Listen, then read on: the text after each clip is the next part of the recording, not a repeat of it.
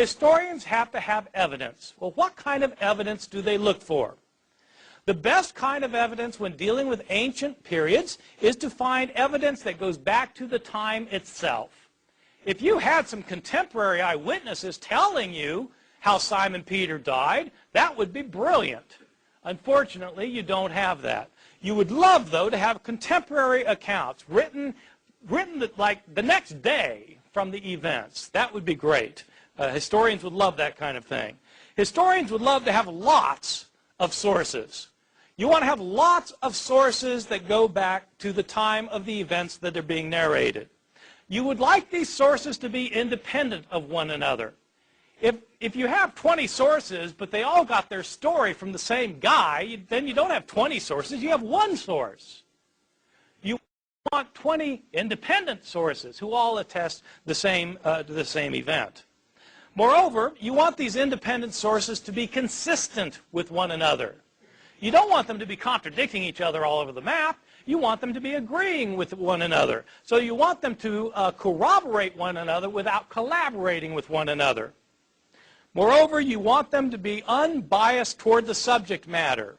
You don't want them to be skewing things in light of their own self-interests. If you're an ancient historian trying to establish what probably happened in the past. What kind of sources do we have when it comes to the Gospels? The Gospels are our sources for knowing about the resurrection of Jesus. Are they the kind of sources that historians would want when trying to establish what probably happened in the past? I think the answer to that question is no. When were the Gospels written? Well, they are not contemporary to the events they narrate. Scholars debate when the Gospels were written, but by far the most common datings are that Mark was written sometime around 65 or 70 A.D., Luke and Matthew about 10 or 15 years later, John maybe 10 or 15 years later, so John maybe around the year 90 or 95, Matthew and Luke around 80 to 85. These are the dates that are taught throughout the universities and divinity schools and seminaries of North America and Europe. I take them to be right for reasons that I can give you if anybody really wants to know. It's complicated arguments. If these dates are correct, it means that our earliest account of Jesus' resurrection is 40 years after the event. 40 years after the event. Well, Paul was writing before that, wasn't it? Yes, Paul was writing before that. Paul talks about the resurrection in 1 Corinthians. Well, that's 20 years after the event. So that's better. The Gospels give us the narratives. Paul makes reference to it, but there's a 20-year gap. You don't have somebody who was there writing about it. Second point, none of the authors were eyewitnesses. Paul himself indicates that he was not an eyewitness, and none of the gospel writers was an eyewitness. People, of course, call the gospel books Matthew, Mark, Luke, and John. Well, they call them Matthew, Mark, Luke, and John because we don't know who wrote these books, and there's no point calling them Sam, Fred, Jerry, and Harry. I mean, they're written by people. We don't know who they were written by. They are anonymous. You might not think so because they have the title, The Gospel According to Matthew. Whoever put that title on it was an editor later. The original books are all anonymous, written in the third person. Moreover, the followers of Jesus were Aramaic-speaking peasants from Galilee, lower-class men who were not educated. In fact, Peter and John in Acts chapter 4, verse 13, are literally said to be illiterate. They couldn't read and write. Of course not. They were fishermen. They didn't go to school. The vast majority of people in the ancient world never learned to read, let alone write. And their native language was Aramaic. These books are written in Greek by highly educated, rhetorically trained writers who are skilled in Greek composition. Probably not disciples and don't claim to be disciples. Where did these authors get their stories from? Well, if they were not disciples of Jesus, they must have heard the stories from somebody. Who heard the stories from somebody, who heard the stories from somebody, who heard them from somebody. Stories about Jesus, including his resurrection, had been in circulation year after year after year from the time that his disciples knew that he got killed and believed he got raised from the dead. They told stories to convert people. They improved the stories sometimes. They changed the stories sometimes. The stories got modified in the process of transmission over the course of decades before anybody wrote the stories down.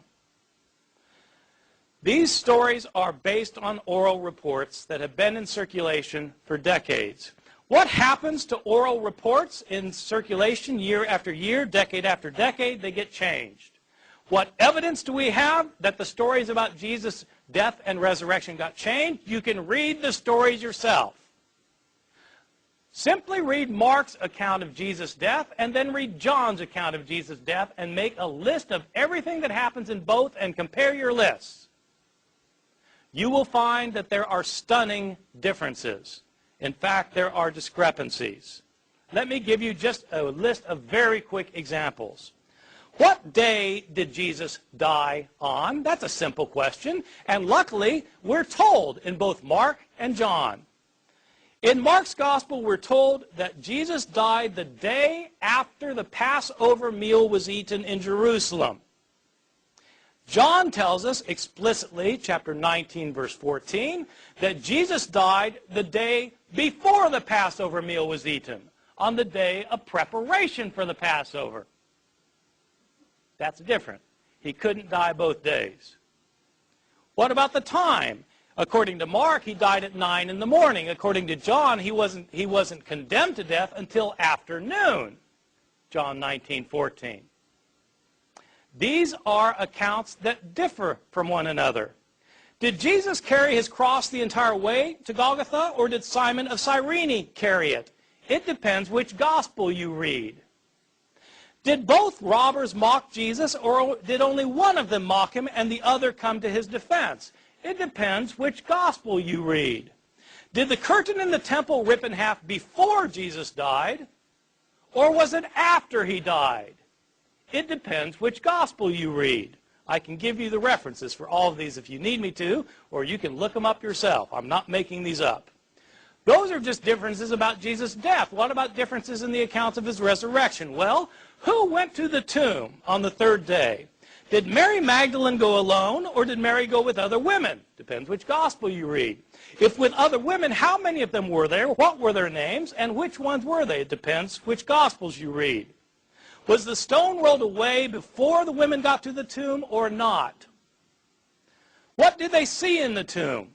Did they see a man? Did they see two men? Or did they see an angel? Depends which gospel you read. What were they told to tell the disciples? Were the disciples supposed to stay in Jerusalem to see Jesus, or were they supposed to go to Galilee? Depends which gospel you read. Did the women tell anybody, or were they silent about it? Depends which gospel you read.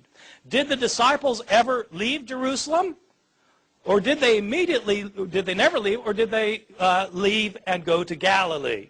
Depends which gospel you read. My conclusion, these are not reliable historical accounts. There are too many discrepancies. The accounts are based on oral traditions that have been in circulation for decades. Year after year, Christians tried to convert others by telling them stories to convince them that Jesus was raised from the dead, and they changed their stories while trying to convince people. These authors were not eyewitnesses. They're Greek-speaking Christians living many years after the fact. They're telling stories that Christians have been telling all these years. There was nobody there taking notes. Some of the stories were invented. Many were changed. For this reason, these accounts are not as useful as historians would like as historical sources.